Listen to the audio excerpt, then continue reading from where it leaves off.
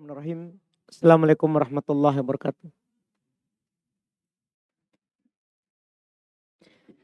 Innal hamdalillah nahmaduhu wa nasta'inuhu wa nastaghfiruh wa na'udzu billahi min syururi anfusina wa min sayyiati a'malina. May yahdihillahu fala mudhillalah wa may yudlil fala hadiyalah. Asyhadu an la ilaha illallah wahdahu la syarikalah wa asyhadu anna Muhammadan abduhu wa rasuluh. Sallallahu ala nabiyina Muhammadin wa ala alihi wa ashabihi wa man tabi'ahum bi ihsan ila yaumiddin, amma ba'd. Al-ikhwan wal akhwat rahimani wa rahimakumullah. Alhamdulillah kita kembali di malam hari ini melanjutkan kajian kitab Matan Abi Syuja fil Fiqh Syafi'i. Kita alhamdulillah di pertemuan yang lalu masuk dalam pembahasan tayamum. Kita sudah membahas syarat tayamum, wajib-wajibnya dalam bertayamum. Sekarang kita lanjutkan dengan sunnah serta pembatalnya. Kata Abu Syuja rahimahullahu ta'ala, wa sunanuhu thalathatu asya'a. Sunnah-sunnah dalam tayamum itu ada 3 perkara. Jadi lebih sedikit daripada sunnah wudu.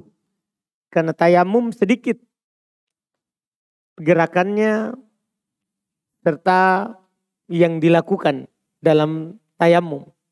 Jadi otomatis sunnahnya sedikit. Yang pertama at-tasmiyah. Yang pertama sunnah dalam tayamum adalah membaca bismillah. Ini tentunya disunnahkan karena dikiaskan ke wudu. Sudah kita bahas sebelumnya bahwa kalau kita berwudu sunnah membaca apa? Bismillah. Maka dalam tayamum tidak ada hadis khusus dalam tayamum. Tapi dikiaskan dengan wudu. Dikiaskan dengan hal-hal yang lain yang disyariatkan di dalam fikih Islam untuk membaca at-tasmiyah.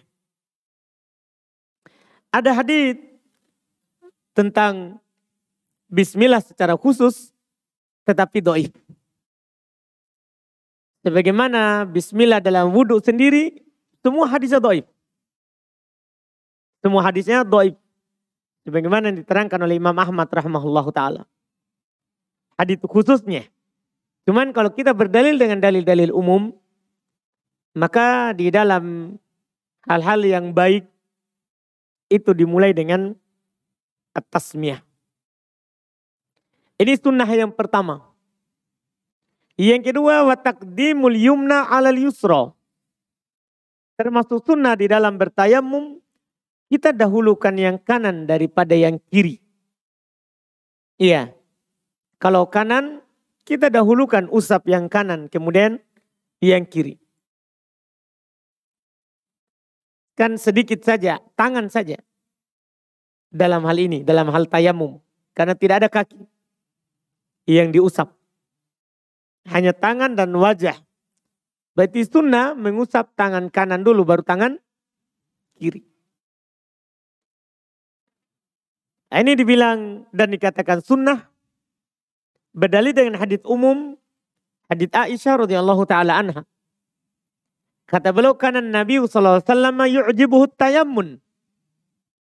Adalah Nabi kita Muhammad sallallahu alaihi wasallam senang memulai dengan yang kanan.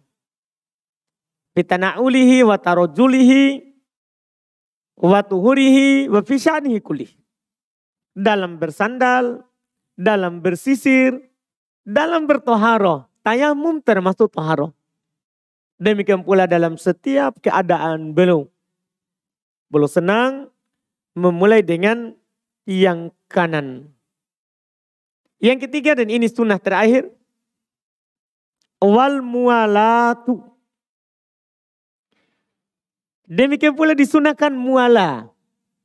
Muala itu kita mengusap wajah, setelahnya langsung tangan. Tidak ada jarak, tidak ada selang waktu. Tidak ada selang waktu. Tidak ada dalil khusus di dalam tayamum. Karena kalau kita membaca ayat tayamum, itu kan cuma dikatakan usap wajah kalian dan tangan. Demikian pula dalam hadis Nabi SAW ketika mengajarkan Ammar ibn Yasir bertayamum, belum cuma mencontohkan tepuk kemudian usap wajah dan tangan. Tidak ada dibilang di situ harus mualah. Cuman para ulama sekali lagi dalam hal mualah ini mereka kiaskan dengan wudu. Kalau wudu kan kalau kita mencuci tangan, disunahkan langsung berkumur-kumur dan masukkan air ke hidung serta keluarkan. Setelah itu tanpa selang waktu langsung cuci muka. Tanpa selang waktu langsung cuci tangan sampai ke siku. Tanpa ada selang waktu kita langsung usap kepala. Tanpa ada selang waktu kita langsung cuci kaki. Ini kan sunnah dalam wudhu. Walaupun ada di sana ulama yang berpendapat wajib. Itu mualah. Ada yang berpendapat wajib. Tapi paling rendahnya adalah sunnah. Paling rendahnya adalah apa? Sunnah. Ini hukum mualah. Ini sunnah. Sunnah di dalam bertayamum. Kemudian beliau katakan berikutnya. Walladhi yubtilu tayammum. Salah satu asya'a. Sama juga. 3 lagi. Dan yang membatalkan tayammum 3 perkara. Yang membatalkan tayammum 3 perkara. Apa itu? Beliau akan sebutkan. Yang pertama, ma yubtilul wudu. Semua pembatal wudu itu membatalkan tayamum. Karena kan tayamum ini adalah apa? Pengganti dari wudu. Apa yang membatalkan wudu, maka itu otomatis membatalkan apa? Tayamum. Misal, sepakat para ulama, apa yang keluar dari salah satu dari 2 jalur, depan atau belakang, itu pembatal wudhu. Maka demikian pula kalau ada orang bertayamum, kentut, atau buang air kecil, buang air besar, batal tayamumnya. Batal tayamumnya. Demikian pula yang telah lewat bersama kita pembahasan tidur. Tidurnya tidur dalam, tidur lelap, tidur berat. Ini kan pembatal wudhu. Iya. Maka siapa yang tayamum kemudian dia tidurnya tidur dalam, batal tayamumnya. Pokoknya ini kesimpulan yang sangat indah sekali dari Syekh, dari penulis rahimahullah ta'ala Abu Thayyib atau yang dikenal juga dengan Abu Syuja, paling terkenalnya dengan itu. Al-Qadhi Abu Syuja. Kesimpulan yang sangat pendek sekali tapi kalau diuraikan sangat panjang. Pembatal tayamum pertama adalah yang membatalkan wudhu. Semua pembahasan yang telah lewat dari pembatal wudhu itu bisa membatalkan apa? Tayamum. Itu yang pertama. Yang kedua dan ini tidak ada dalam wudhu. Tidak ada dalam pembatal wudhu. Yang kedua ini. Wa ru'yatul ma'i fi ghairi shalah. Termasuk pembatal tayamum adalah melihat air pada selain sholat. Artinya selain kita dalam keadaan sedang melakukan sholat. Pertama itu qaid. Kata lanjutan itu diperselisihkan. Kita bahas dulu ru'yatul ma. Melihat air. Sudah lewat bersama kita syarat bertayamum adalah tidak ada air. Atau tidak bisa pakai air. Berarti kalau lihat air, apa hukum tayamumnya? Batal, harus dia pakai air. Ini berdasarkan hadits dari Nabi kita Muhammad sallallahu alaihi wasallam, riwayat Imam At-Tirmidzi di sahihkan oleh para ulama hadits. Nabi SAW bersabda, "As-sa'idut thayyib tahurul muslim walau lam yajidil ma'a asyara sinin." Tanah permukaan yang suci itu adalah wudunya seorang muslim, artinya untuk bertayamum. Walaupun dia tidak dapat air 100 tahun. Setelah itu, ini yang menjadi poin kita. Fa'idha wajadal ma'a fal yumissahu basyarotahu. Kalau dia dapat air, maka wajib dia sentuhkan ke kulitnya. Kan wajib. Berarti batal itu tayamum tadi kalau lihat air. Kalau lihat air. Ini pembahasan disepakati kalau dia lihat air sebelum sholat. Masalah berikutnya yang belum sebutkan. Fis sholah. Fi goir ini tadi. Fi goiri sholat. Pada selain sholat. Ini disepakati. Apa yang belum sebutkan ini? Kalau dia lihat air dalam keadaan dia tidak lagi sholat. Iya. Belum mulai sholat. Pertanyaannya, bagaimana kalau kita tiba-tiba lihat air sudah bertayamum? Kemudian kita sholat. Di tengah sholat kita ada air. Langsung turun hujan. Atau keluar air di kerannya. Hidup listrik sehingga bunyi mesin. Keluar air sumur. Gimana kalau seperti itu? Sementara lagi sholat. Ini para ulama berselisih pendapat. Kalau yang ini, saat sholat tiba-tiba ada air. Dalam keadaan tadi kita sholat dalam keadaan bertayamum. Ini ada dua pendapat. Sebagian para ulama berpendapat wajib dia batalkan sholatnya keluar bertayamum. Keluar bertayamum. Karena di sini terangkat udurnya, hilang udurnya dalam menggunakan apa? Tanah. Bertayamum sudah hilang karena ada air. Itu dalil mereka.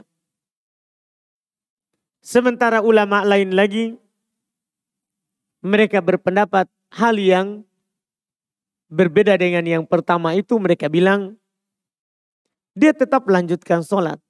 Karena kenapa? Dia memulainya kan dengan udur. Ada udurnya saat dia mulai sholat itu. Sehingga tidak boleh dia batalkan karena tadinya dia ada udurnya, tidak ada air. Ditambah lagi firman Allah Subhanahu wa taala, wala tubtilu a'malakum. Jangan kalian batalkan amalan yang kalian telah mulai. Yang kalian telah mulai. Itu mereka mengatakan sebagaimana kita sah sholat yang kita lakukan kalau dengan tayamum tidak ada air. Demikian pula kalau kita sudah mulai dengan tidak ada air. Sama. Dua pendapat ini kata para ulama sama-sama memang kuatnya. Karena sama-sama istishab al-asli. Yang bilang asalnya wajib pakai air. Yang kedua bilang asalnya ya kalau sudah mulai dengan tayamum. Dan dia ada udurnya. Ada udurnya.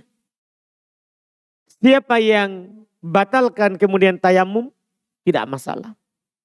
Dan siapa yang melanjutkan sholatnya dengan tayamum itu tidak ada masalah.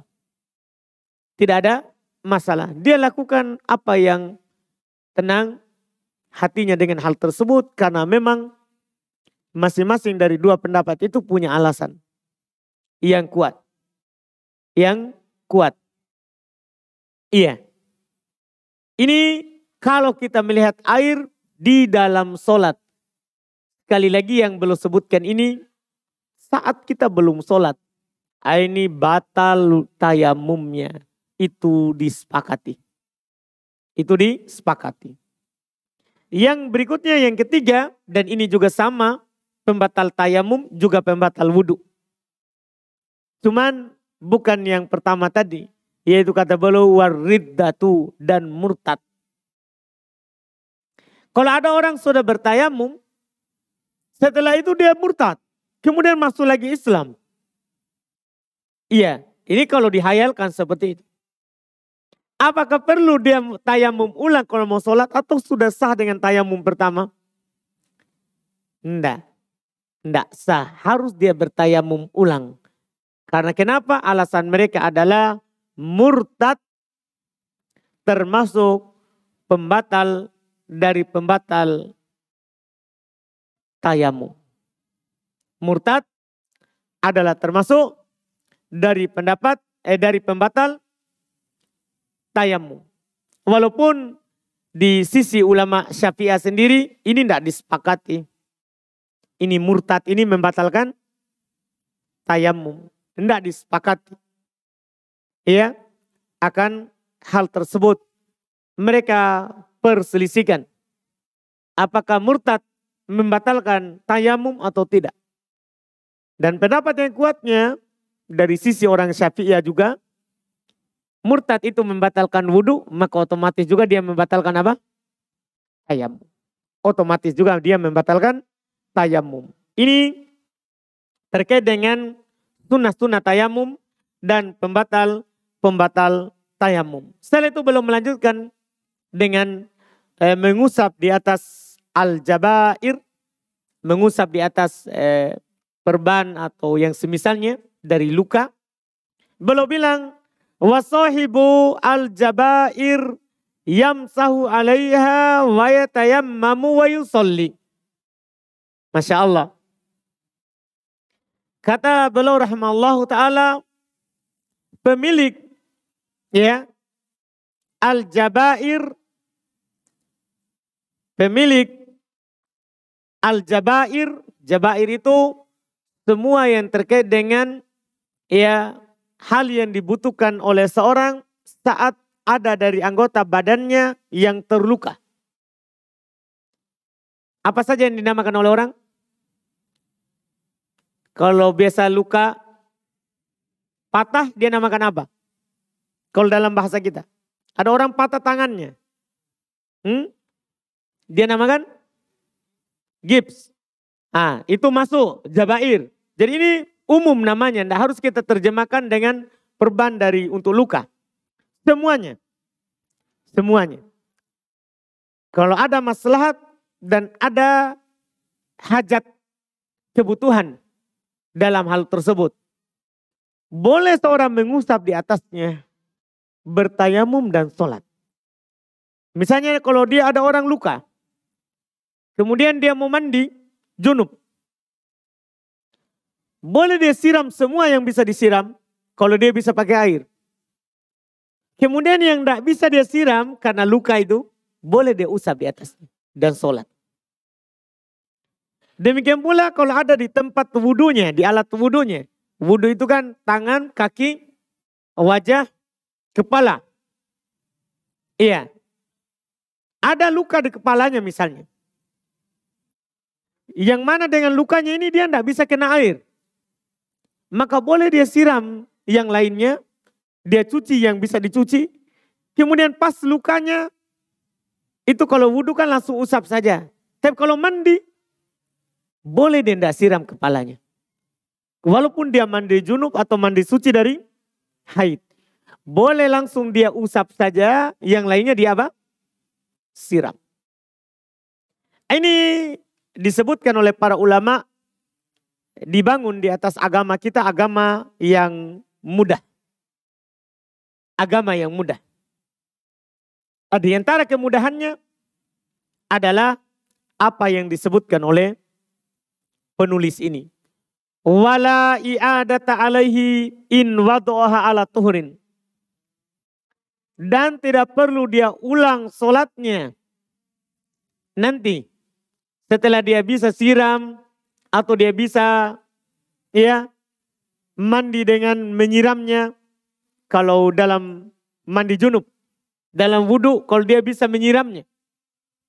Tidak perlu dia ulang sholatnya. Cuman ucapan penulis terakhir itu in wadu'aha ala tuhrin. Kalau dia meletakkan dalam keadaan suci. Artinya kalau dia pasang gipsnya tadi wudu dulu. Wah ini memberatkan.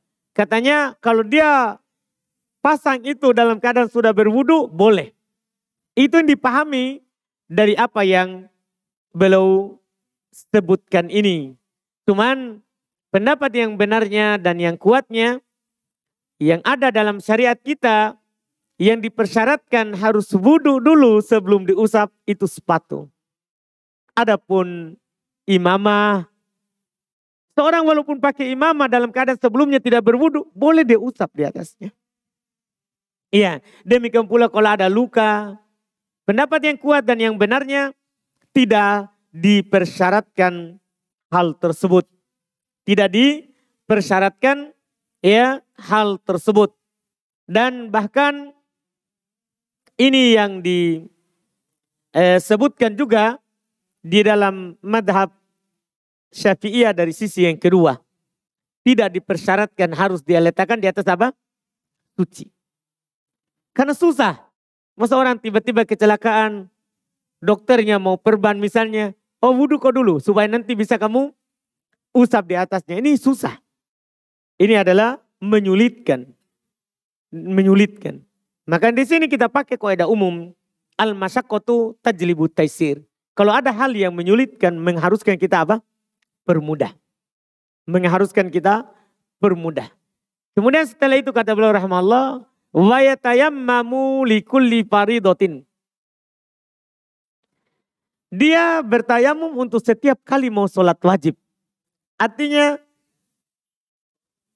satu kali tayamum untuk satu kali sholat wajib. Wa yusalli bitayammumin wahidin masya'a minan nawafil. Dia bedakan. Dia boleh sholat dengan satu kali tayamum berapapun yang dia inginkan dari sholat sunnah. Dari sholat sunnah. Ini yang disebutkan dalam madhab Syafi'iyah. Dalam madhab Syafi'iyah rahimahullahu ta'ala. Dan ini satu sisi dari mereka. Perlu antum ketahui, ini adalah salah satu sisi dari madhab Syafi'iyah. Mereka berdalil dengan hadits Ibn Abbas radhiyallahu ta'ala anhu.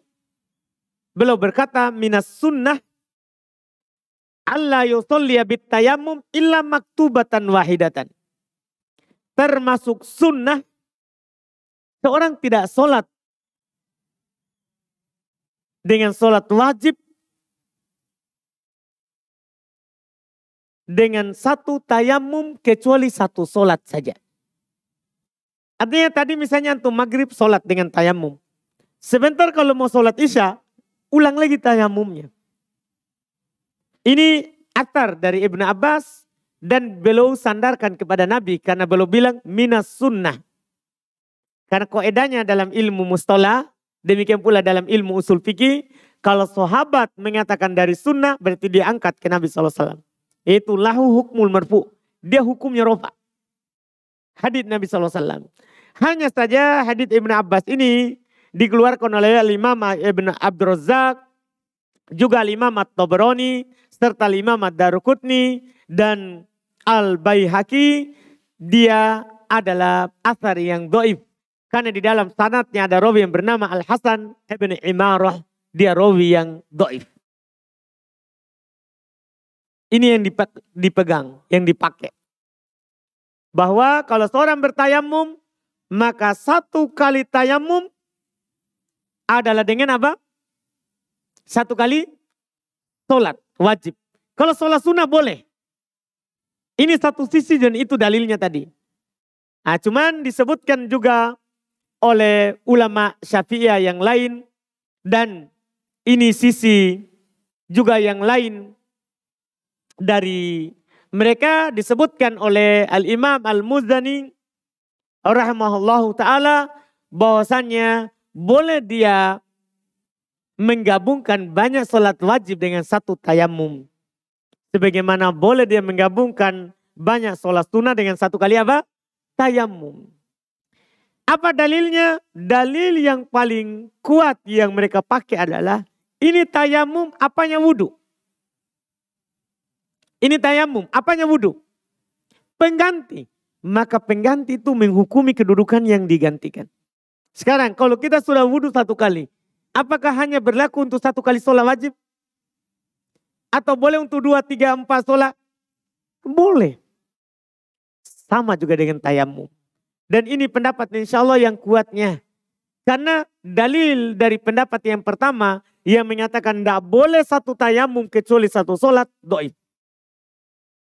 Di athar dari Ibn Abbas, kita ingat athar dari Ibn Abbas, riwayat Imam Abdul Razak atau Tabrani, ya Al-Baihaqi, Ad-Darqutni, tapi di dalam sanadnya ada rawi yang bernama Al-Hasan ibn Imarah, dia adalah rawi yang dhaif. Rawi yang dhaif. Maka yang kita pilih adalah pendapat yang kedua, tapi ingat ini kita tidak keluar dari madhab Syafi'iyah. Karena sebagian orang kalau kita tidak ikut apa yang dikatakan oleh Abu Suja, dia kira kita sudah keluar dari madhab apa? Syafi'iyah. Enggak, ini sisi lain juga. Dari madhab siapa? Syafi'iyah. Disebutkan juga oleh orang-orang Syafi'iyah.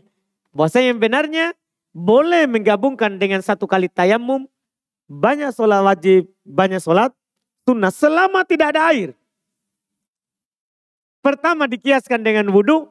Yang kedua kan Nabi SAW katakan, as-sa'idu at-tayyibu wudu'ul muslim. Dalam riwayat tahurul muslim. Permukaan yang suci itu toharonya muslim. Walaupun dia tidak dapat air, berapa tahun Nabi bilang? 10 tahun. 10 tahun tidak dapat air, itulah wudunya. Itulah toharonya. Dan ini insya Allah lebih bagus, lebih tenang dan sesuai dengan apa yang kita sebutkan tadi. Dengan apa yang kita sebutkan tadi, alhamdulillah terkait dengan masalah ini. Kemudian berikutnya lagi, ini sudah selesai ya. Kita sudah keluar ya dari masalah tayamum. Tapi karena masih banyak waktu, kita cuma selesaikan sedikit tayamum, kita langsung masuk setelahnya. Kata beliau faslun, pasal wa kullu ma'iin kharaja minas sabilaini najis. Setiap cairan yang keluar dari dua jalur, maksudnya jalur di bawah, depan dan belakang, itu najis illal mani, kecuali mani. Kecuali mani. Semua kencing, apalagi yang keluar di situ? Madi, apalagi? Wadi. Ini umum. Kalau perempuan, haid, istihadah, nifas, keputihan, semua. Itu hukumnya adalah najis.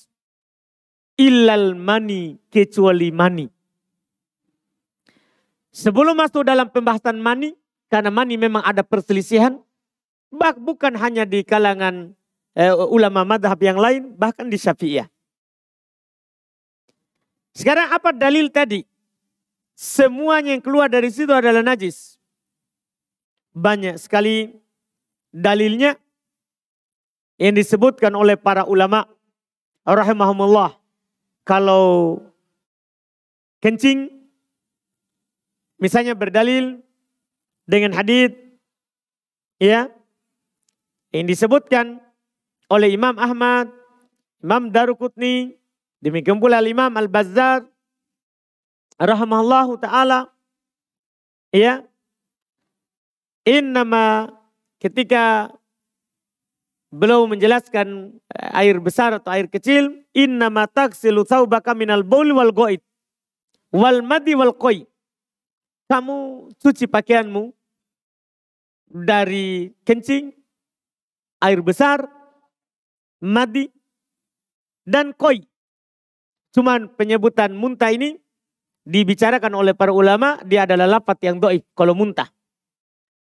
Kalau muntah. Sebagian para ulama lafaz ini mereka dhaifkan. Mereka dhaifkan dengan tambahan muntah. Demikian pula madi, Hadis sangat jelas kalau dalam riwayat Imam Al-Bukhari dan Imam Muslim, bahwa Ali bin Abi Thalib radhiyallahu taala anhu, beliau adalah orang yang selalu keluar madinya. Tapi beliau malu bertanya kepada Nabi SAW secara langsung karena kedudukan putrinya Nabi sebagai istri beliau. Malu bertanya kepada Nabi karena hal tersebut. Maka beliau menyuruh Al-Miqdad bertanya kepada Nabi SAW, maka Nabi pun menjawabnya, yaksilu dzakarahu wa yatawaddo. Dia cuci kelaminnya, dia cuci kemaluannya, dan dia berwudu. Disuruh cuci ini menunjukkan apa? Najisnya. Menunjukkan najisnya. Demikian pula wadi. Iya, wadi itu tidak sama dengan madi ya. Kalau madi dia cairan licin, bening warnanya, tidak putih seperti mani. Iya, licin. Kemudian kalau wadi dia putih atau keruh. Dia keluar biasanya setelah kencing. Seorang kalau kencing, selesai keluar semua kencingnya, itu ada keluar setelahnya. Warna keruh atau warna putih, itu namanya wadi. Nanti bisa diperhatikan kalau antum kencing. Jangan juga malam ini, nanti terang-terang besok-besok. Iya. Itu namanya wadi. Itu hukumnya najis. Hukumnya najis. Secara umum itu disepakati. Secara umum itu disepakati oleh para ulama rahimahumullah ta'ala. Kecuali mani. Ini sekarang pembahasan kita. Mani. Apakah najis atau suci? Syekh Abu Thayyib, itu dikenal dengan Abu Syuja' Al-Qadhi Abu Syuja' rahimahullah, belum mengatakan mani tidak najis. Mani tidak najis. Dan tentunya ini yang beliau sebutkan ini adalah merupakan madhab orang-orang Syafi'iyah. Madhabnya orang-orang Syafi'iyah. Yang menyelisih mereka adalah Imam Malik dan Imam Abu Hanifah. Kalau Imam Malik dan juga Imam Abu Hanifah berpendapat mani adalah najis. Mani adalah najis. Dari dua pendapat ini, ya, dan ini yang kita akan sebutkan sebentar adalah merupakan pendapat dari ahli hadits. Demikian pula Imam Syafi'i rahimahullahu ta'ala. Demikian pula yang dipegang oleh banyak sahabat seperti Ali bin Abi Thalib, Sa'ad bin Abi Waqqas, Ibnu Umar, Aisyah radhiyallahu ta'ala anha. Semua mereka berpendapat suci, tidak najis. Menyelisih apa yang dipegang oleh Imam Malik dan Imam siapa tadi? Abu Hanifah. Dan pendapat selain Imam Malik dan Abu Hanifah itu yang benarnya. Kenapa? Pertama, mereka berdalil dengan hadits yang diriwayatkan dari Nabi kita Muhammad sallallahu alaihi wasallam dari Aisyah radhiyallahu taala anha dalam riwayat Imam Muslim. Kata Aisyah, laqad ra'aituni afruquhu min thawbi Rasulillah sallallahu alaihi wasallam farkan fayusalli fi. Saya melihat mani di pakaian Nabi sallallahu alaihi wasallam, maka saya pun mengkeriknya. Dan Nabi sholat menggunakannya. Namanya mengkerik, itu hilang gak atau enggak? Kan kalau dikerikkan hanya hilang yang nampak. Adapun yang di dalam tidak. Ini adalah hujjah yang kuat yang mereka pakai oleh ahli hadits, demikian pula Imam Syafi'i dan para pengikutnya. Bahwa mani adalah suci, tidak najis. Alasan kedua, ini mani ini dia adalah sumber madah asal dari penciptaan apa? Manusia selain Adam. Kan begitu? Dan manusia itu dimuliakan oleh Allah Subhanahu wa taala. Allah berfirman di dalam Al-Qur'an, "Walaqad karramna Bani Adam." Kami telah muliakan Bani Adam. Ya namanya yang mulia tentunya diciptakan dari yang bukan najis. Kalau najis berarti tidak mulia dari asal penciptaannya. Tidak mulia dari asal penciptaannya. Makanya ini insya Allah ta'ala yang kuat. Pendapat dari Imam Syafi'i dan orang-orang Syafi'iyah. Serta itu tadi kita sudah sebutkan. Ini merupakan pendapat dari kebanyakan sahabat. Mani tidak najis. Suci. Tapi bukan berarti boleh diminum. Sampai karena dibilang tidak najis. Pergi diminum. Iya, enggak juga. Iya, enggak juga kita sampai katakan seperti itu. Apakah ini tidak ada bedanya mani laki-laki ataupun mani perempuan? Tidak ada bedanya mani laki-laki ataupun mani apa? Perempuan. Ya, walaupun secara bentuk mani laki-laki itu beda dengan perempuan. Ya, karena mani laki-laki itu dia tebal, kental, dia ya keluarnya penuh semangat. Kalau mani perempuan tipis dia dan keluarnya tidak penuh semangat. Cuman hasilnya sama. Kalau laki-laki sudah keluar maninya ada futur, lemas badannya. Kalau perempuan juga sama. Kalau sudah keluar maninya juga sama. Ada futur dari badannya. Tapi air mani beda. Air maninya beda ciri dan sifatnya. Dan kedua-duanya tidak najis. Dan kedua-duanya tidak najis. Ini terkait dengan yang keluar dari dua jalur itu. Kemudian dari yang tadi itu ada yang wajib dicuci, ada yang tidak wajib dicuci. Nah, tadi kita sudah katakan kalau mani tidak wajib dicuci, boleh dikerik saja. Iya, kalau ada dari pakaian suami misalnya atau pakaian istri lengket mani, kemudian mau dipakai sholat sampai kering. Sampai kering melengket dilihat. Maka boleh hanya dikerik saja baru pakai sholat. Baru dipakai apa? Sholat. Iya. Ini juga yang dinukil dari Aisyah tadi itu menunjukkan kesederhanaan kehidupan Nabi SAW. Baju atau pakaian yang belum pakai untuk menggauli istrinya itu juga belum pakai untuk sholat. Sebagian orang sekarang kalau mau masuk sholat dia buka celananya. Iya. Enggak ada syariat buka celana kalau sholat. Buka celana kalau najis. Kalau ada najis, tapi kalau suci, celana dalamnya, celana luarnya tidak ada najis yang kena. Tidak ada syariat orang sholat telanjang harus pakai sarung. Iya enggak. Iya orang boleh sholat pakai sarung. Boleh sholat pakai sarung ada celana di dalam. Sarung jubah, sarung celana. Enggak ada. Yang dipersyaratkan adalah dalam pakaian itu tidak boleh ada najis. Sebagaimana nanti insya Allah akan datang dalam pembahasan sholat. Akan datang dalam pembahasan sholat. Jadi semuanya dari najis itu hukumnya najis. Apakah dicuci atau tidak tadi mani sudah. Setelah itu beliau katakan. Wa ghuslu jami'il abwali wal aurati wajibun.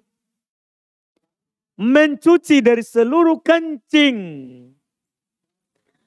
Seluruh aurat, kotoran, air besar. Itu adalah wajib. Kan ini najis. Kan itu adalah apa? Najis. Illa baulas sobi. Kecuali kencingnya anak kecil. Tapi perhatikan ini anak kecilnya. Dibilang as-sobi. Anak kecil laki-laki. Alladzi lam ya'kulit to'am. Yang belum memakan makanan. Belum memakan makanan di sini makanan tasyahi. Makanan dia ingin memakan makanan itu. Bukan dikasih susu karena terpaksa. Bukan. Iya. Ini anak kecil. Yaitu dalam umur ya 2 tahun. Karena orang itu menyusui berapa? 2 tahun. Kecuali sudah setahun. Sudah berhenti menyusui. sudah memang full makan makanan, itu sudah keluar dari hukum itu. Itu dikecualikan. Kenapa? Kata beliau fa'innahu yatuhur berossil ma'i alaih. Karena sesungguhnya dia suci dengan dipercikan air padanya. Itu kencing anak kecil laki-laki yang belum memakan makanan. Selain ini semuanya wajib dicuci. Anak kecil perempuan wajib dicuci. Demikian pula orang dewasa tentunya. Ini disepakati alhamdulillah dalam hal ini. Adapun dalil tentang wajibnya dicuci kalau kencing, tentunya tidak samar bagi antum kisah seorang Arab pedalaman yang datang ke masjid Nabi SAW, langsung dia kencing di pojok masjid. Para sahabat menghardiknya, tapi Nabi bilang biarkan sampai selesai kencingnya. Setelah selesai kencingnya, Nabi memerintahkan sahabat untuk menyiram di atas kencingnya dengan apa? Air. Iya, dengan air. Ini menunjukkan dia najis. Adapun anak kecil yang belum makan makanan, datang haditsnya dari Nabi kita Muhammad SAW. Pertama ada hadits yang diriwayatkan oleh Imam Muslim rahimahullah dari Aisyah radhiyallahu taala anha. Kata Aisyah, anan Nabi SAW utiya bisobiyin yarda'u fabala fi hijrihi fada'a bima'in fasobbahu alaihi walam yaksilhu. Kata Aisyah, bahwasanya Nabi SAW didatangkan kepada beliau seorang anak laki-laki yang masih menyusui.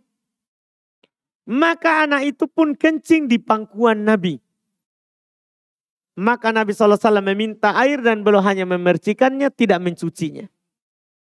Ini menunjukkan apa? Dimaafkan. Dimaafkan. Ini tentunya jelas, apalagi telah datang dalam banyak riwayat dalam masalah ini. Telah datang dalam banyak riwayat di dalam masalah ini. Setelah itu para ulama hanya menyebutkan apa bedanya anak laki-laki sama anak perempuan. Ya mereka sebutkanlah hikmah-hikmahnya. Ada yang mengatakan bahwa kencingnya anak laki-laki itu kan tidak terlalu banyak tersebar. Karena dia kencingnya satu. Iya langsung satu, apa itu istilahnya? Hah? Satu tembakan, baiklah. Iya, baik. Ya ini istilahnya Abu Fajrin ya. Beliau kayaknya suka tembak-tembak. Baik.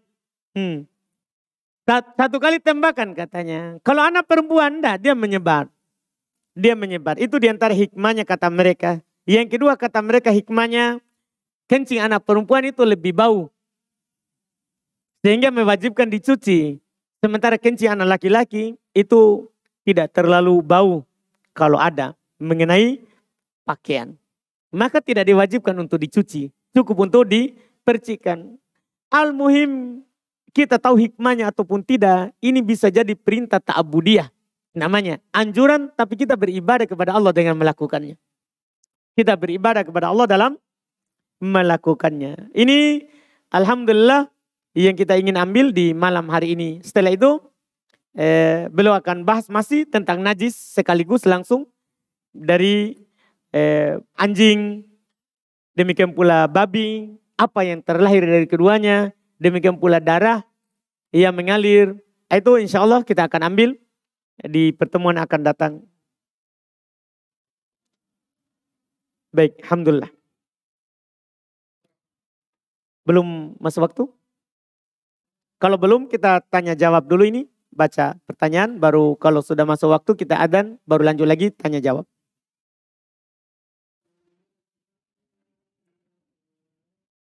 Ini ada pertanyaan yang masuk lewat kertas. Apakah saya termasuk melawan pemerintah kalau saya menolak divaksin COVID-19?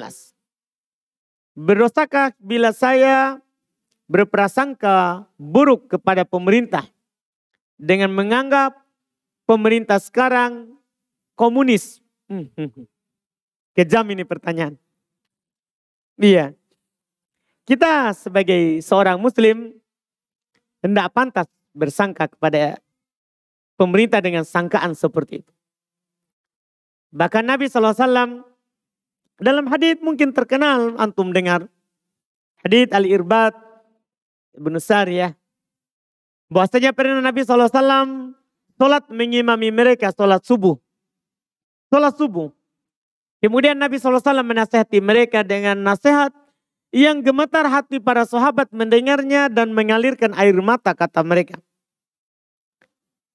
Maka ada salah seorang sahabat berkata, ya Rasulullah, sepertinya ini nasihat perpisahan. Wasiatkanlah kepada kami. Maka Nabi SAW berwasiat kepada mereka, alaikum bitaqwallah, usikum bitaqwallah. Saya wasiatkan kalian untuk selalu bertakwa kepada Allah. Wasam wa ta'ah wa in abnun habasyi. Untuk selalu mendengar, selalu taat kepada pemerintah. Walaupun yang memerintahkan kalian itu adalah budak Habasyi. Budak Habasyi. Orang Afrika. Budak lagi. Kalau itu naik sebagai penguasa, wajib kita taat. Bahkan kata Nabi SAW, wa in daraba dhahrak, wa aqada malak. Walaupun dia memukul punggungmu, walaupun dia mengambil hartamu, dengar dan taat. Ini vaksin kita diapain? Ada punggung tadi pukul? Kan tidak. Cuman disuntik sedikit. Kan begitu? Tidak ada harta kita diambil karena gratis. Ini kan anugerah, gratis. Kenapa kita tidak mau? Iya. Kenapa kita tidak mau? Tidak boleh kita bersangka buruk. Kita lakukan saja. Maslahatnya juga untuk kita. Masalahnya untuk kita. Untuk dunia bahkan untuk keyakinan kita. Akhirat.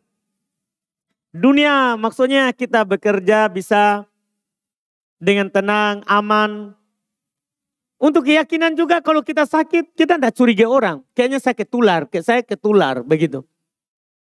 Jadi hati tawakal kita lebih sempurna. Karena kita sudah ambil apa? Sebab. Karena kita sudah ambil sebab. Iya, sebaiknya kita buang prasangka-prasangka seperti itu. Kita lakukan apa yang maslahat untuk kita. Yang tidak ada mudaratnya itu bagus, alhamdulillah.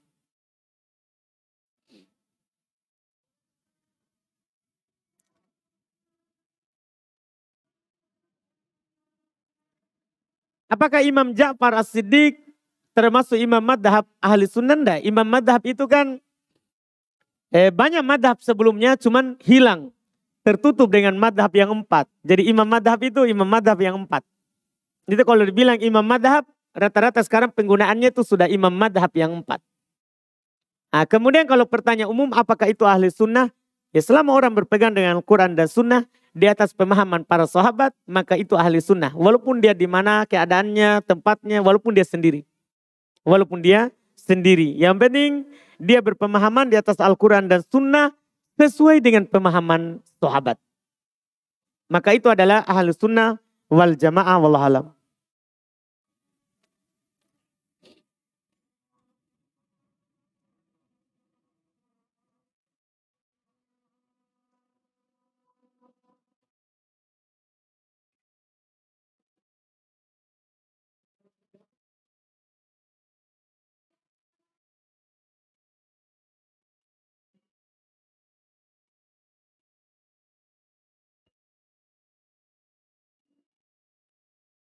Kemudian pertanyaan berikutnya, apakah ada syariatnya meruqyah rumah dengan alasan ingin membersihkan dari gangguan jin dan bisa memperlancar rezeki?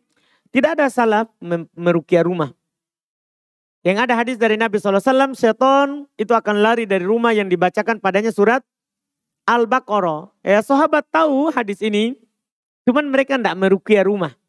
Maksud di sini adalah anjuran bagi kita untuk membaca Al-Quran di dalam rumah, baca surat Al-Baqarah. Tidak ada salaf yang meruqyah rumahnya. Yang ada tuntunan itu kita masuk rumah, kita baca bismillah. Kalau kita baca bismillah, syaitan tidak masuk ke dalam. Kita tutup pintu, baca bismillah, syaitan tidak masuk. Pada rumah yang dibacakan apa? Bismillah. Yang dibacakan bismillah. Adapun untuk memperlancar rezeki, itu bisa masuk syirik nanti. Hati-hati hal tersebut. Meruqyah tidak ada dalil syar'i yang menyebabkan dia adalah memperbanyak rezeki. Ini bisa, paling sedikitnya syirik asgor. Hati-hati, paling sedikitnya ini syirik asgor. Karena meyakini sebab yang tidak syar'i. Meyakini sebab yang tidak syar'i. Yang seperti ini jangan seorang berluas-luas dengannya. Jangan seorang berluas-luas dengannya.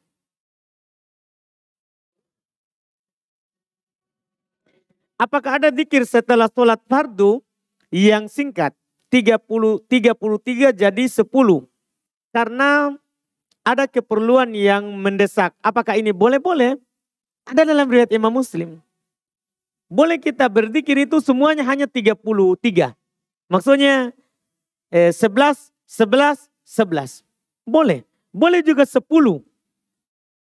Boleh 10 semuanya. Boleh juga. Iya, datang dalam hadits. Yang paling bagus menyebutkan hal ini adalah periwayatan zikir setelah sholat ini adalah Imam Muslim. Boleh kita baca di Imam Muslim.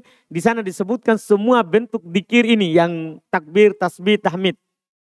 Belum sebutkan semua sisinya. Bahkan ada di sana dinukil 20, 25, 25. Boleh. Iya. Boleh hal tersebut wallahualam dinukil dari Nabi kita Muhammad SAW.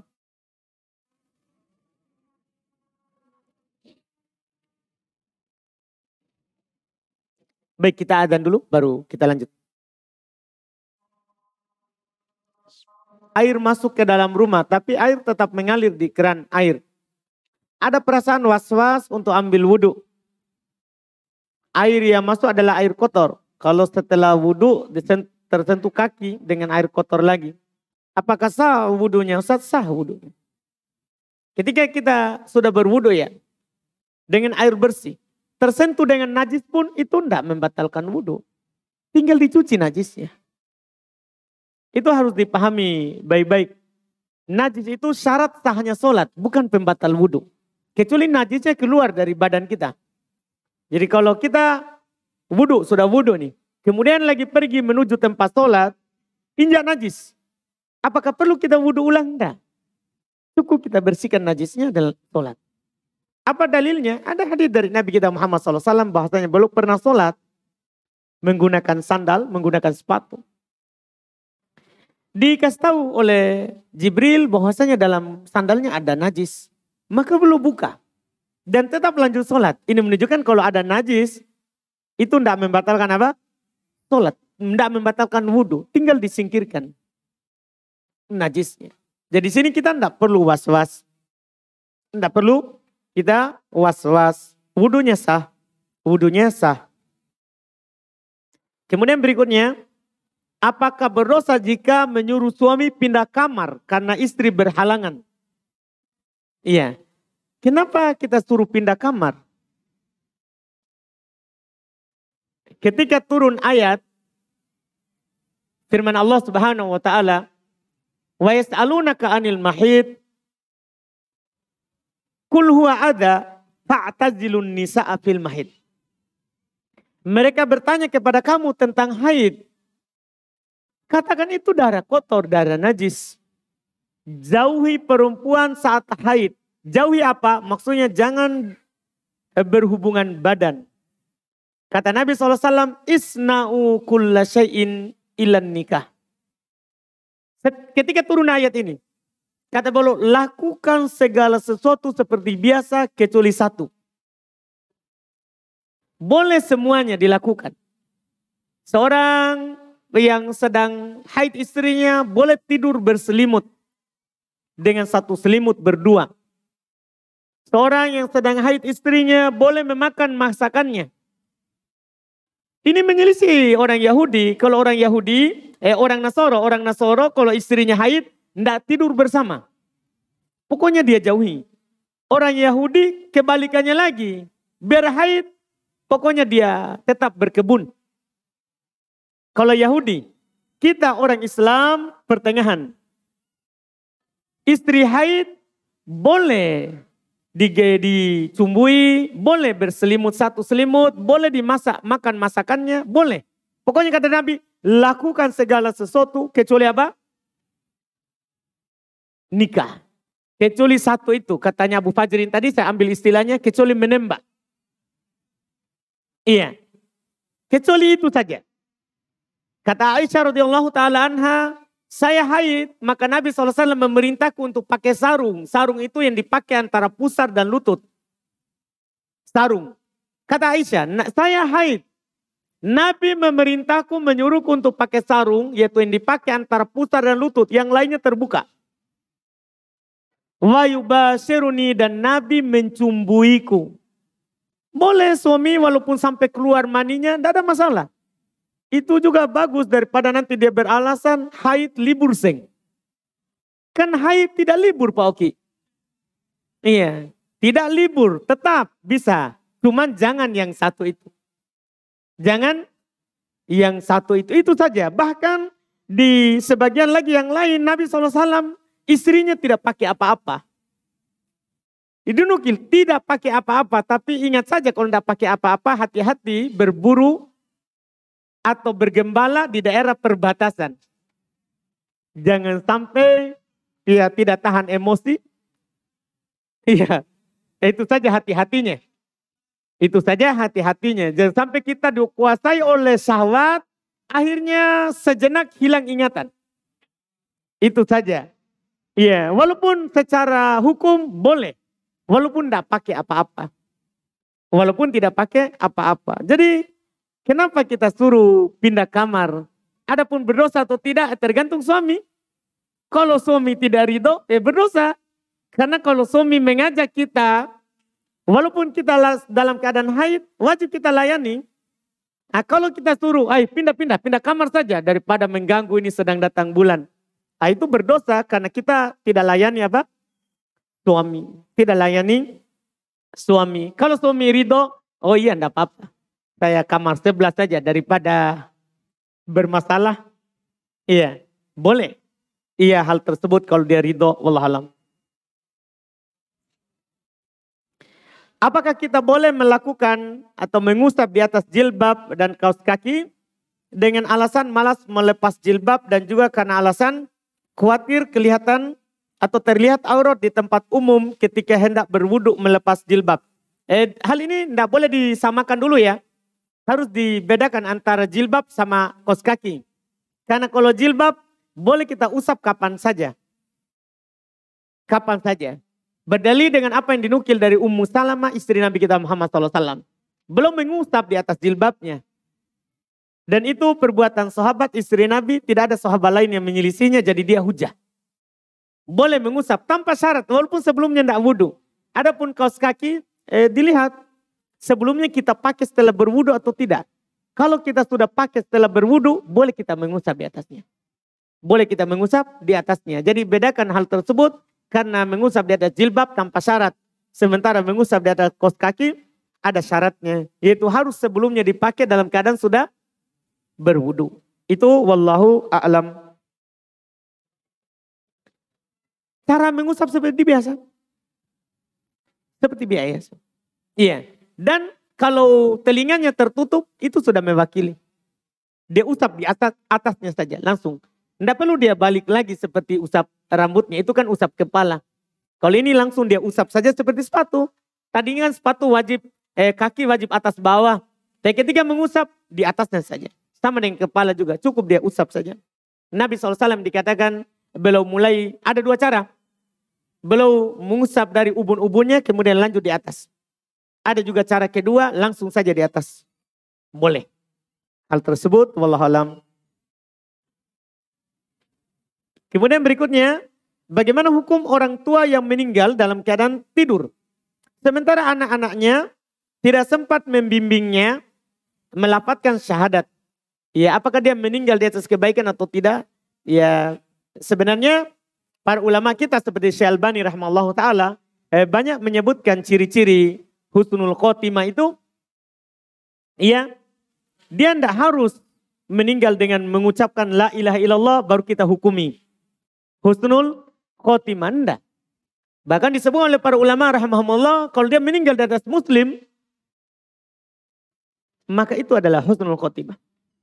Mereka berdalil dengan ayat firman Allah Subhanahu wa taala, "Ya ayyuhalladzina amanu ittaqullaha haqqa tuqatih wa la tamutunna illa wa antum muslimun." Jangan kalian meninggal kecuali dalam keadaan kalian muslim. Artinya meninggal di atas muslim, ini meninggal di atas kebaikan. Meninggal di atas kebaikan. Demikian pula hal-hal yang lain. Di para sahabat juga ada orang tuanya meninggal tiba-tiba, tidak sempat berbicara. Meninggal tiba-tiba tidak sempat berbicara. Ya, dan itu tidak menunjukkan dia bukan orang baik. Bukan orang baik. Namanya meninggal itu tidak bisa kita rencanakan.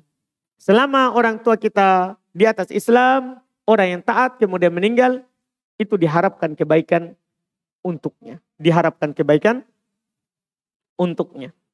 Iya. Dan yang bertanya ini tadi, ini bertanya siapa berarti? Akhwat ya? Mana tadi? Tentang meninggal tadi. Siapa yang punya pertanyaan ini? Bagaimana hukumnya orang tua meninggal dalam keadaan tidur? Sementara anak-anaknya tidak sempat membimbingnya melafadzkan syahadat. Ikhwan? Bukan? Berarti akhwat.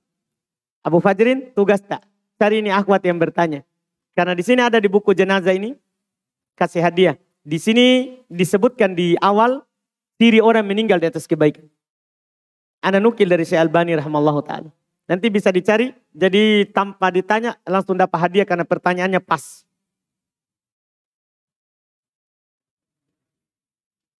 Kemudian berikutnya, manakah puasa sunnah yang lebih utama? Puasa Senin Kamis, Ayyamul Bid, atau puasa Daud? Tentunya puasa Daud. Yang lebih utama dari semua puasa adalah puasa Daud. Nabi SAW bersabda dalam hadits riwayat Imam Muslim, rahimahullahu ta'ala, dari banyak sahabat, diantaranya hadits Amr bin As, radhiyallahu ta'ala anhu, kata Nabi SAW, ahabbus siyami ilallahi siyamu Daud. Puasa yang paling dicintai oleh Allah Subhanahu wa taala adalah puasanya Nabi Daud. Puasanya Nabi Daud, yaitu dia puasa sehari, berbuka sehari. Berbuka sehari. Itu yang paling utama. Walaupun semua puasa dari puasa-puasa sunnah adalah utama. Adalah utama.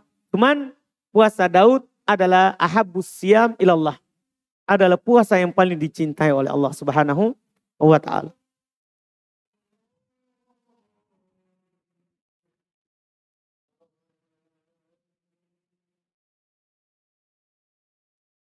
Kemudian pertanyaan berikutnya, bagaimana Ustadz, saya selalu keputihan dan terkadang saya lupa membuka pakaian dalam saya pada saat sholat, di mana ada lengket di pakaian dalam, putih seperti tepung. Apakah sholat saya sah? Kalau kita lupa sah, karena dianjurkan untuk orang yang punya penyakit keputihan. Sama dengan orang yang sedang keluar terus darah istihadonya. Atau seorang yang sering keluar kencingnya atau sering kentut. Ya, dianjurkan untuk wudhu di setiap kali sholat. Dan dia cuci kelaminnya tempat keluarnya setiap kali sholat. Adapun kalau keluar saat sholat itu tidak masalah. Demikian pula kalau ada di pakaian dalam, dia lupa ganti, dia lupa buka, kemudian dia sholat, dia ingat setelahnya, sah sholatnya. Tidak perlu dia ulang. Sah sholatnya tidak perlu dia ulang. Itu wallahualam terkait dengan hal tersebut karena masyaqqah berat, wallahualam. Kemudian pertanyaan berikutnya, bagaimana tata cara sujud sahwi ketika kurang rakaat sholat? Apakah sebelum salam sujud atau bagaimana Ustadz? Dan apakah ada doa khusus sujud sahwi? Baik. Pertama, sujud sahwi itu boleh setelah salam, boleh sebelum salam. Cuma para ulama setelah itu membahas mana yang lebih utama. Nah, kalau menambah, sunnah lebih utama setelah salam. Kalau mengurangi, sebelum salam. Kalau yakin, sama juga setelah salam. Kalau ragu, sebelum salam. Itu tempatnya. Adapun secara umum boleh setelah, boleh sebelum. Kemudian apakah ada doa khusus? Tidak ada. Tidak ada doa khusus dalam sujud sahwi. Dalam sujud sahwi. Yang ada cuma dibilang sujud 2 kali sujud. Sujud 2 kali sujud. Adapun bacaannya sama dengan bacaan sujud secara umum. Ya, sama dengan bacaan sujud secara umum. Wallahu a'lam. Silakan.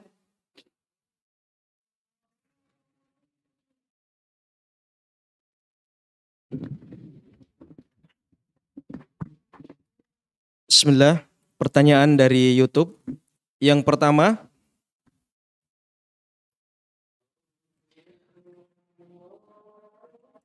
apa hukum boneka untuk mainan anak-anak seperti boneka Barbie? Apakah termasuk menyerupai makhluk? Mohon penjelasannya Ustadz. Baik. Dalam hal tersebut ada 2 sisi pandangan dari ulama kita. Di antara ulama kita ada memandang dari sisi gambarnya. Ketika mereka memandang dari sisi gambar, maka mereka mengatakan haram. Berdalil dengan hadits umum, la yadkhulul malaikata baitan fi suwar. La yadkhulul malaikatu baitan fi suwar. Tidak akan masuk malaikat rumah yang ada gambarnya. Artinya ya walaupun itu mainan anak kecil, kalau dipandang dari sisi itu tidak boleh. Ada juga ulama yang memandang dari sisi lain. Dari sisi si anak kecil ini kan bukan mukallaf. Dia bukan mukallaf. Mukallaf artinya belum terbebani syariat. Hukum wajib, sunnah, haram, mubah, makruh, belum. Dipandang dari sisi ini dia dimaafkan. Dia dimaafkan. Dalam hal ini ada 2 sisi pandangan. Bagi yang mau hati-hati, tidak apa-apa dia selamatkan diri darinya. Tapi kalau dia belikan juga untuk anaknya, tidak ada masalah. Ya walaupun nanti jangan dia pajang di rumahnya. Supaya tidak masuk dalam larangan tadi. Malaikat tidak masuk kalau ada gambar. Ya, dan kalau ditinggalkan itu kita bilang lebih hati-hati, lebih warok. Lebih hati-hati dan warok. Wallah. Pertanyaan kedua Ustadz. Mungkin ini biasa kita dengar. Bagaimana hukum hewan buruan yang tidak disembeli langsung mati karena tembakan? Baik. Iya.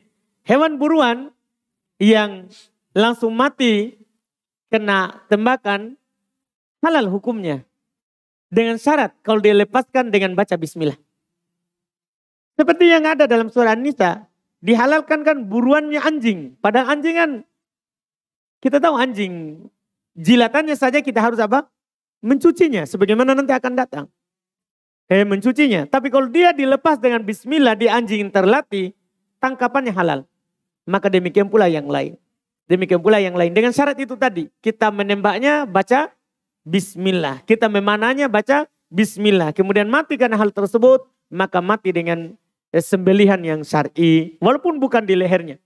Itu wallahualam. Pertanyaan selanjutnya.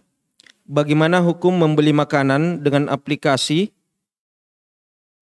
dan aplikasi tersebut banyak promo yang didapatkan dan menggunakan imani, tetapi dia tidak mempersyaratkan imani jenis apa yang digunakan? Baik, itu hal tersebut telah dirinci ya, sudah lama jawaban dari Ustadzul, ya mirip dengan Oppo, GoPay semuanya itu uang elektronik maksudnya, itu uang kita, itu adalah uang kita cuman diubah dari zat yang bisa dipegang ke nilai. Itu uang kita. Itu dibolehkan, tidak ada masalahnya. Nah, walaupun ada promonya, kita kan bukan pemburu promo, tapi memang mau beli barangnya.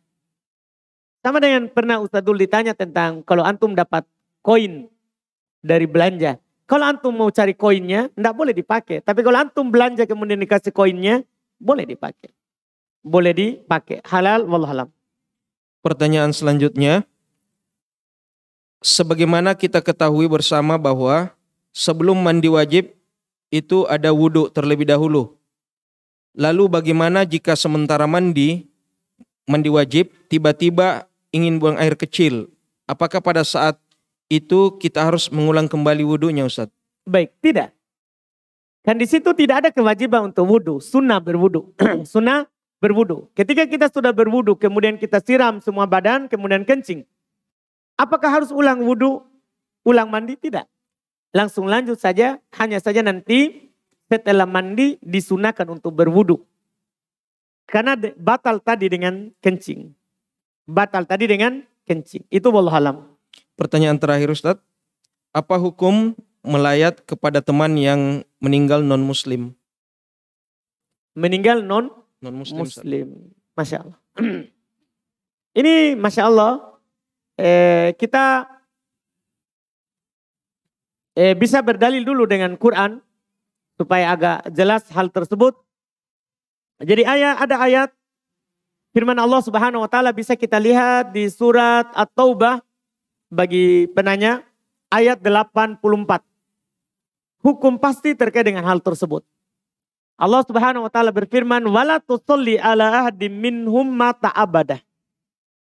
Jangan pernah mendoakan seorang pun dari mereka selama-lamanya. Jangan pernah mendoakannya.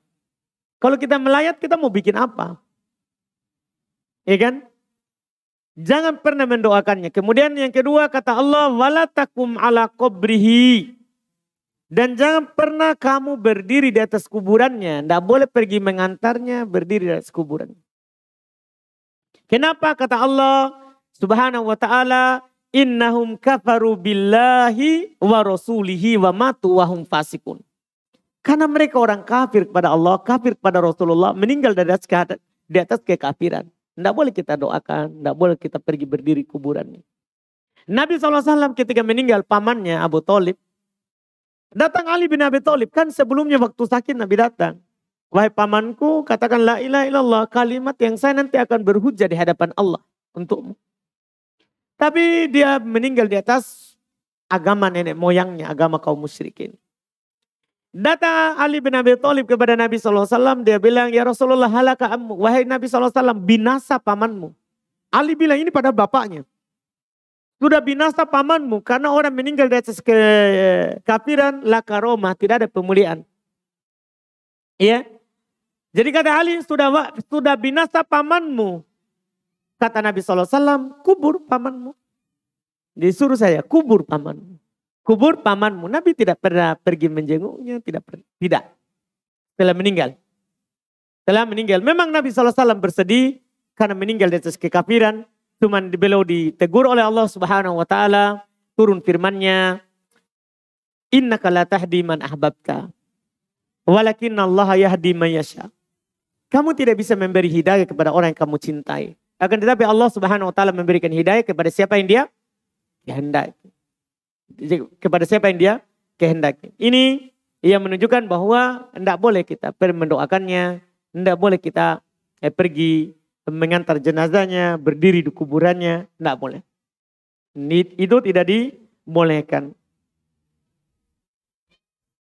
Kemudian berikutnya, hukum berobat di rumah sakit non-muslim. Kalau obatnya adalah obat yang mubah, halal, iya, dan tidak ada dokter muslim, tidak apa-apa. Iya, boleh kan ada maslahat untuk menjaga nyawa. Ada maslahat untuk menjaga nyawa, menjaga badan. Iya. Wallahu alam. Kemudian berikutnya, ketika khutbah Jumat sedang berlangsung dan kita baru datang, lebih utama langsung duduk mendengarkan khutbah atau sholat sunnah terlebih dahulu, Ustaz? Dalam hal ini ada dua sisi pendapat dari kalangan para ulama kita. Ada yang mengatakan langsung duduk karena mendengarkan khutbah itu wajib dan bergerak melakukan hal lain selain mendengarkan khutbah itu dianggap lalai. Ini sisi lain dari pendapat ulama madhab. Sementara ulama yang lain lagi mereka berpendapat tidak. Dia harus sholat sunnah. Sholat sunnah tahiyat masjid, jangan langsung duduk. Karena berdalil dengan hadits Nabi SAW, idza ja'a ahadukumul masjid fala yajlis hatta yarka raka'atain. Apabila salah seorang dari kalian datang ke masjid, maka jangan dia duduk sampai dia sholat 2 rakaat tahiyat masjid. Ini kan umum saat khutbah ataupun tidak khutbah atau tidak khutbah. Nah, ini dua pendapat ini sama-sama kuatnya. Sama-sama kuatnya disebutkan oleh para ulama karena ada dalilnya. Karena ada dalilnya. Maka di sini diberikan keluasan untuk bagi orang yang masuk. Kalau ada yang langsung duduk tidak berdosa karena pendapat mayoritas sholat tahiyat masjid sunnah bukan wajib. Kalau ada yang langsung duduk tidak berdosa. Dan kalau ada yang sholat 2 rakaat dulu sebelum duduk juga tidak berdosa karena dia berpegang dengan dalil umum. Dan dia berpegang dengan dalil umum. Wallahu a'lam. Kemudian pertanyaan berikutnya. Kalau saya terbangun tengah malam. Mau sholat tahajud. Dan saat terbangun tengah malam ternyata ada 2 sholat yang dilakukan. Sholat taubat dan tahajud. Bagaimana dengan niat sholat taubat yang dilakukan? Langsung saja. Kan yang sunnah dengan sunnah itu boleh digabungkan. Langsung saja sholat tahajud dan sholat taubat. Cuman kan sholat tahajud itu 11 rakaat atau 13 rakaat dengan 2 rakaat ringan. Sementara sholat taubat itu kan 2 rakaat saja. Jadi boleh kita gabungkan di 2 rakaat yang pertama. Antara sholat taubat dan sholat apa? Tahajud. Itu wallahu a'lam. Kemudian berikutnya. Apa hukum memakan makanan yang dihadiahkan, yang disediakan oleh orang di rumah pada saat akhir tahun? Pada saat akhir tahun. Kalau itu disediakan karena perayaan akhir tahun, maka tidak boleh. Maka tidak boleh dimakan. Karena itu adalah perayaan yang bid'ah. Perayaan yang bid'ah masuk dalam jenis makanan dari perayaan-perayaan bid'ah yang tidak boleh dimakan. Wallahualam. Kemudian pertanyaan berikutnya, apa hukum mengambil atau diberikan uang lebih dari customer? Biasanya ada uang kembalian tapi diberikan kepada saya. Ya kalau kita yang punya toko diberikan kepada kita, tidak apa-apa langsung kita pakai. Tapi kalau kita penjaga toko dipekerjakan orang lain, maka kita kembalikan kepada yang memperkerjakan kita. Kita kasih tahu ini ada uang lebihnya dari pelanggan. Ketika dia bilang, kamu ambil saja. Boleh kita ambil, halal. Kalau enggak dikasih, ya alhamdulillah ikhlas saja. Ikhlas saja. Iya. Dalilnya enggak boleh diambil itu pernah di masa Nabi SAW. Belum pernah mengutus amil zakat. Itu dalil pokok dalam masalah ini. Bagi seluruh orang bekerja, begitu pokoknya. Iya itu dalil asalnya. Jadi belum mengutus seorang.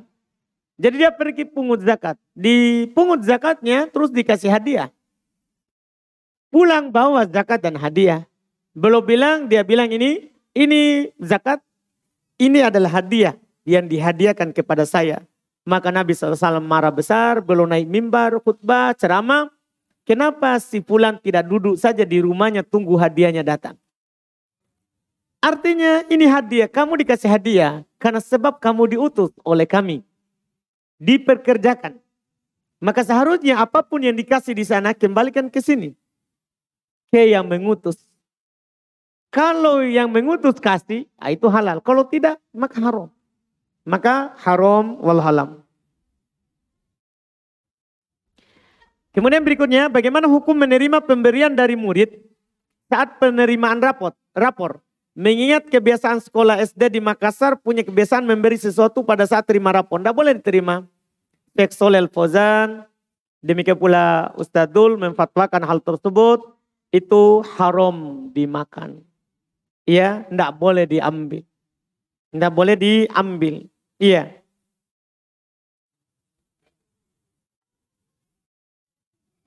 Ini ada pertanyaan, Masya Allah, 4 kertas tapi kayaknya seorang ini. Karena sama-sama, tapi nggak tahu kalau dia bagi-bagi. Bagaimana hukumnya jika suami kadang membaca postingan tentang poligami dari seorang teman, lalu suami memperlihatkan postingan itu kepada istrinya sambil senyum-senyum. Apakah itu termasuk menyakiti istri walaupun suami tidak ada niat? Iya. Kalau termasuk menyakiti istri, tergantung kita, Ji. Kita tersakiti atau tidak? Kenapa tanya ke saya? Iya kan? Kalau kita tersakiti oleh apa yang diperlihatkan oleh suami itu, iya, kita tersakiti. Iya, kita boleh tanya kepada suami kita boleh cubit dia, sakit enggak? Iya, kalau dia bilang sakit ya begitulah saya juga sakit. Biasa semuanya bisa dibahasakan. Ini kan suami kasih kode, ya kita juga bisa kasih kode. Iya, kalau orang kasih kode, balas kode juga. Tidak ada masalah. Saya bukan ajarkan salah-salah, tapi ya suami istri itu kan masing-masing punya bahasa. Mereka tahulah, jangan hal itu, ya hal yang luar begitu. Hal dalam saja mereka sudah tahu antara suami istri tidak rahasia. Mereka tahu masing-masing dari mereka. Jadi dalam hal ini, masalah kita disakiti atau tidak, tergantung kita tanggapinya bagaimana. Ya kalau kita balas juga dengan senyum, ya enggak tersakiti, ya enggak tersakiti. Enggak tersakiti, tergantung kita bagaimana. Ya, dan kita boleh utarakan ke suami kita, ya hal tersebut jangan didiamkan. Boleh kita kasih tahu bahwa saya kalau dikasih begitu sakit. Iya, kasih tahu supaya suami enggak terlalu ulang begitu. Selalu ulang seperti itu. Walaupun ya jangan juga dilarang suami baca-baca begitu. Iya, siapa tahu dia hanya baca saja. Kan namanya baca itu tidak harus dipraktekkan. Praktekan itu kan perlu pertimbangan yang besar. Ya, tapi kita berilmu boleh. Berilmu boleh. Tidak ada larangan untuk membaca artikel tentang poligami. Tapi tidak harus kita praktekkan. Karena mempraktekkan itu butuh. Kita harus tebal muka, tebal dompet, tebal perasaan. Semuanya harus tebal. Makanya prakteknya susah. Prakteknya itu dipikirkan. Tidak semua ilmu yang kita baca harus langsung dipraktekkan. Ya, untuk mempraktekkan kita harus pikir apa mudarat, apa maslahat. Jangan sampai kita bangun rumah baru, roboh rumah lama, itu semua dipikirkan. Oke ya? Baik, alhamdulillah. Iya. Karena dalam masalah poligami itu, kalau ikhwan, saya pernah dicerita sama guru saya pernah sering temani, Ali Rozihi. Dia punya istri 3. Iya. Saya dekat waktu di Yaman, kemudian pernah ke Indonesia, saya jalan-jalan. Dia bilang, saya kalau datang orang tanya sama saya dia mau nikah 2, pasti dia tidak jadi setelahnya. Karena belum jelaskan bahwa setelah waktu masih muda memang kita mau 2, mau 3. Seperti itu. Cuman ternyata memang hakikatnya itu bukan seperti yang diucapkan atau yang kita baca. Ya 2 enak, tapi susahnya juga 2. Jadi jangan pikir enaknya saja. Susahnya juga berlipat.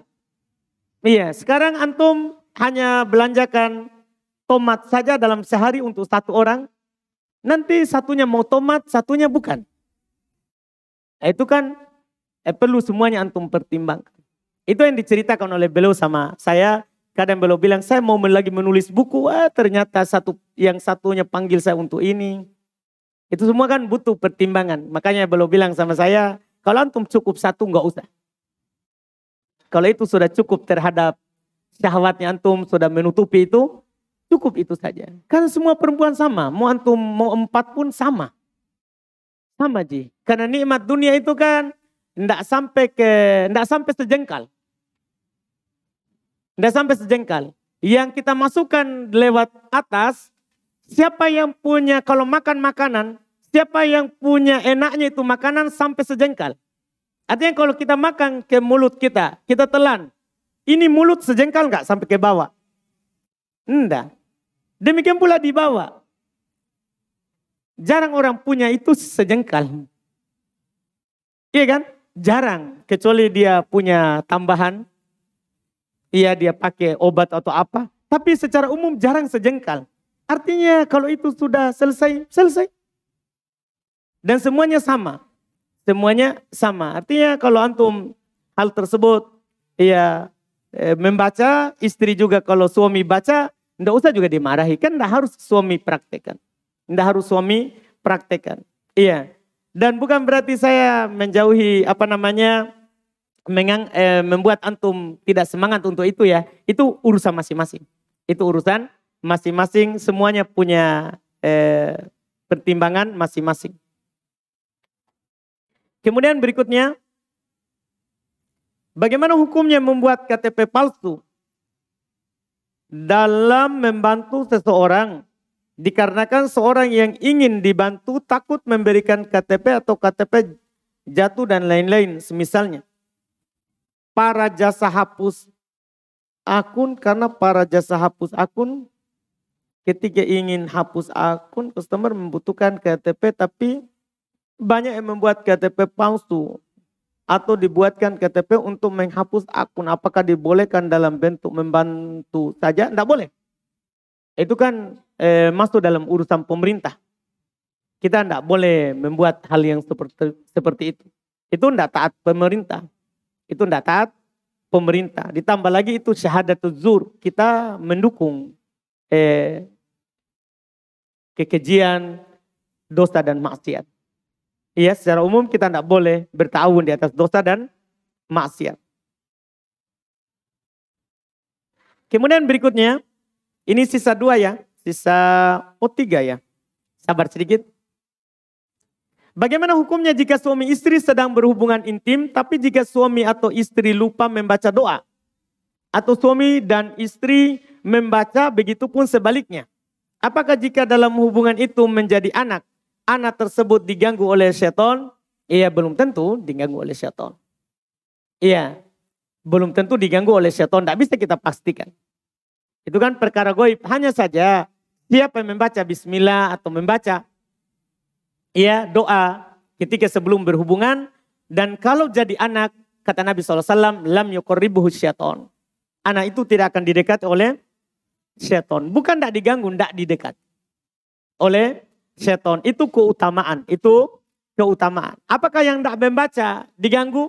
Itu masalah gaib. Tidak ada yang tahu. Tidak ada yang tahu, wallahualam. Kemudian berikutnya, bagaimana jika ingin mengulangi berhubungan suami istri, tapi lupa atau tidak berwudu? Apakah tidak mengapa? Tidak mengapa. Iya, berwudu itu kan sunnah hukumnya. Demikian pula mandi di antara itu hukumnya sunnah. Hukumnya sunnah. Kalau ada orang langsung tanpa wudu, dia langsung ulangi, ya 1 kali mandi 5 kali, 1 kali wudu 5 kali, tidak ada masalah. Tidak ada masalah, tapi sunnahnya dia mandi antaranya. Karena kata Nabi SAW itu lebih semangat. Lebih membuat semangat. Baik. Kemudian ini terakhir. Pertanyaan. Bagaimana hukum membulatkan timbangan? Contoh. 6,7 kilo maka dibulatkan menjadi 7. Dan bayarannya sebanyak 7 kilo. Apakah ini termasuk hal terlarang?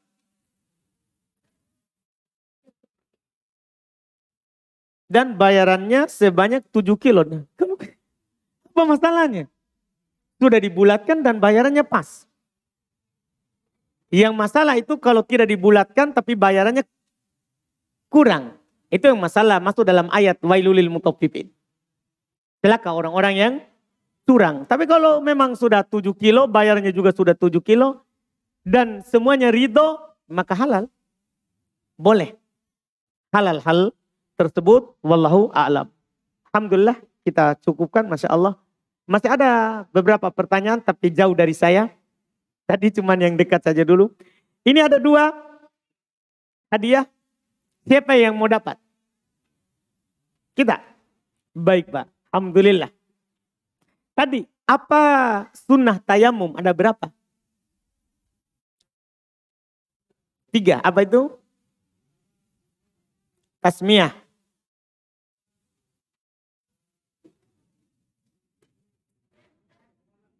Mualah.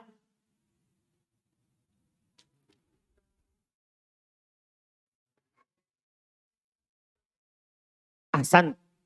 Jadi yang pertama adalah baca bismillah. Yang kedua mendahulukan kanan kemudian yang kiri. Yang ketiga mualah. Ahsan. Alhamdulillah. Baik. Yang di belakang siapa mau dapat ini?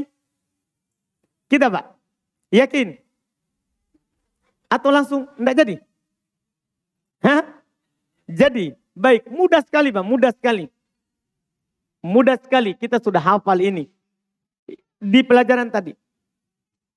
Di pelajaran tadi. Pembatal tayamum. Ada berapa tadi disebutkan oleh Abu Suja? 3. 1. Semua yang membatalkan wudhu. Betul. 2. Melihat air sedang dalam keadaan tidak sholat. Ahsan. 3. Murtad. Ahsan. Mantap ini. Masya Allah. Berarti hadir semua orang ya. Baik. Alhamdulillah. Kita cukupkan. Alhamdulillah. Pertemuan kita di malam hari ini. Subhanakallahumma wa bihamdik. Asyhadu an la ilaha illa anta astaghfiruka wa atubu ilaik. Assalamualaikum warahmatullahi wabarakatuh.